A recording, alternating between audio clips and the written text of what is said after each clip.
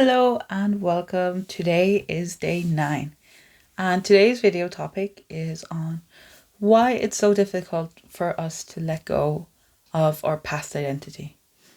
Now, this is something that I'm personally going through and struggling with sometimes because, when you do all the work for it, you kind of try to change your mindset, your thoughts, rewire your self-beliefs and all of that, but sometimes it's hard when you're in the same environment, especially, or you have those around you telling you otherwise.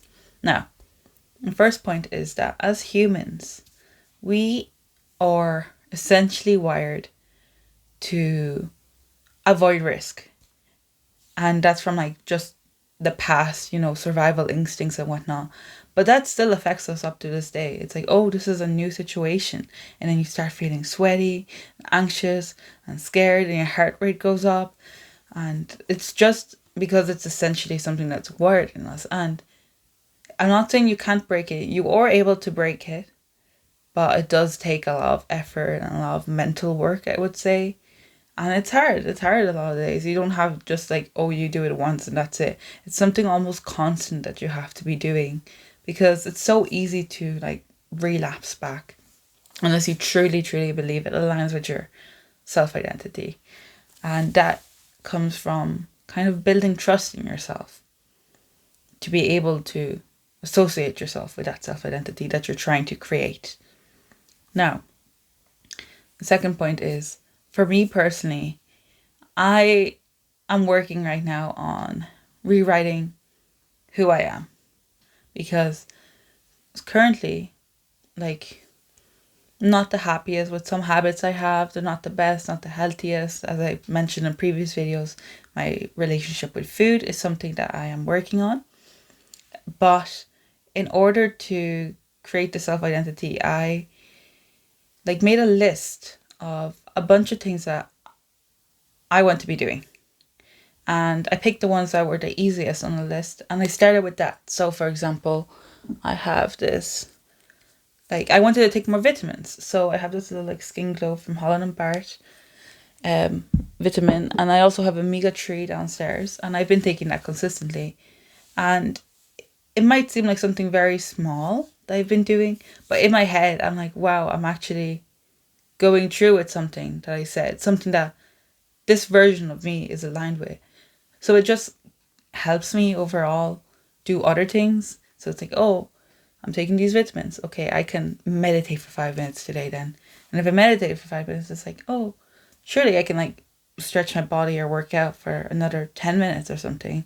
So it's kind of like a compounding factor almost, if that makes sense, for letting go of your old self-identity. You do it at such a minimal level that it becomes a habit for you that you don't even associate your past self with what you used to do. So it's like, oh, I don't even remember the last time I didn't take a vitamin in the morning, if that makes sense.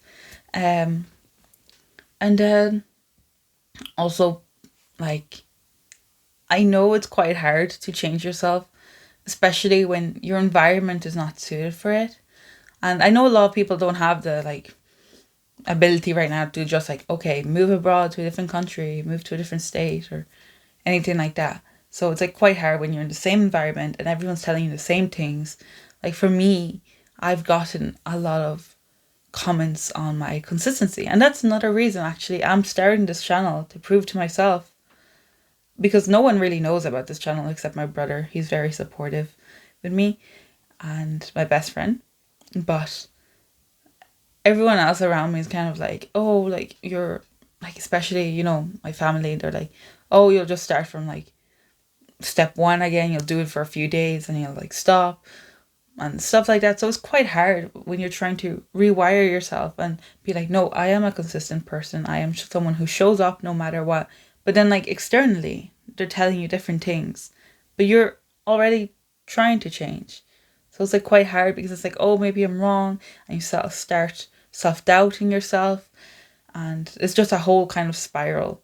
And it is quite hard on those days, I will say.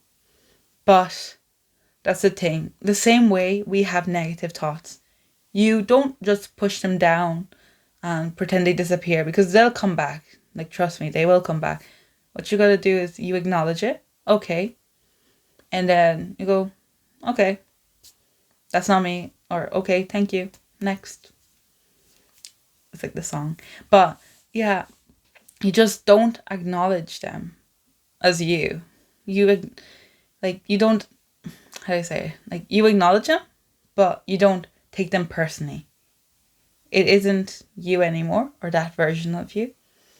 And you don't associate any feelings with them. You don't give them any power over you, because you yourself know who you are or who you're trying to become. So that's what I would say. Because, yeah, it's quite difficult with external things, but also internally. Like, you'll be like, oh, maybe I am, maybe I'm not. You don't. Because I know a lot of people that say online that you have to be super positive the whole time, only thinking positive thoughts, and it won't work if you think negative thoughts. But that's not true, because as humans, we have so many emotions, so much that we have going on in our lives. That's not possible to be on like the highest level frequency the whole time. But it is possible to try to mitigate all this negativity around us. So that's what I would say. And yeah, just overall, what I'm doing personally for changing my self-identity is just showing up. That's my goal for the year, is I am someone who's consistent, and I am doing my best to be consistent. But also, I don't have like one set goal. Like, okay, for YouTube here, it's like upload one video per day. But for my exercise, I'm quite like, I guess, lenient with it.